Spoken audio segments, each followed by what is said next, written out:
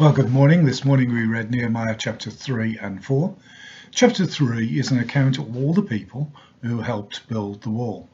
And it lists out their names, their families, and which part of the wall they restored. One or two we can pick out in particular.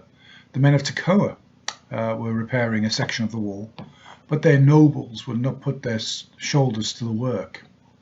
So maybe the nobles thought they were too good for the work. Maybe the nobles thought they were too noble to do this manual labor. But they get a mention here, and it's not creditable. Yet further down, later towards the end of the chapter, we see that the men of Tekoa actually were responsible for another part of the wall too. So though their officials and nobles didn't take part, their ordinary men did so and did a good job. Then we come to, let me see, verse 12.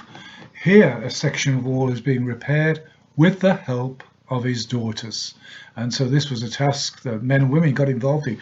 Women probably not expected to be involved in helping build the wall, but defying gender expectations, they got stuck in and they helped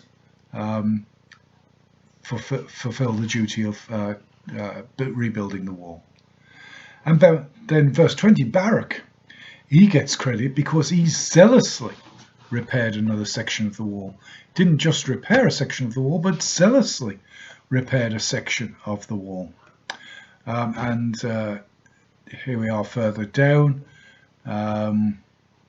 There you are, verse 27. The men of Tekoa were repairing another section of the wall, so that the ones whose nobles didn't help, the ordinary people were doing the work. Wouldn't it be good, though, to get that credit? Zealously repaired.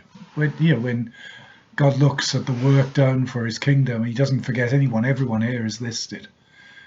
But we pick out those notable characteristics, those who were listed for their credit. The women who got involved even though they weren't expected to, the men of Tekoa who worked without their nobles, and this man, Barak, who zealously repaired another section. Didn't just do it, he was zealous for the work.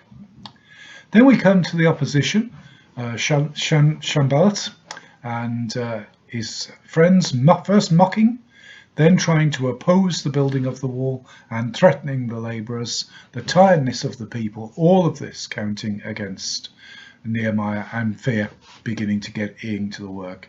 But instead, Nehemiah determined that some of the people would watch over, would have swords, spears and bows, and would watch over the building of the temple, of the wall, and they would protect the others.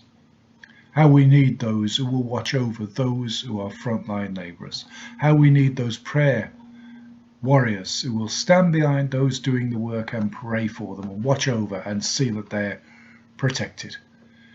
But this was hard work, limited because of the attacks. Those who carried materials did their work with one hand and held a weapon in the other. So that was a sacrifice they were making. That made the work harder. Opposition can make our work harder, but opposition is not a reason to give it up.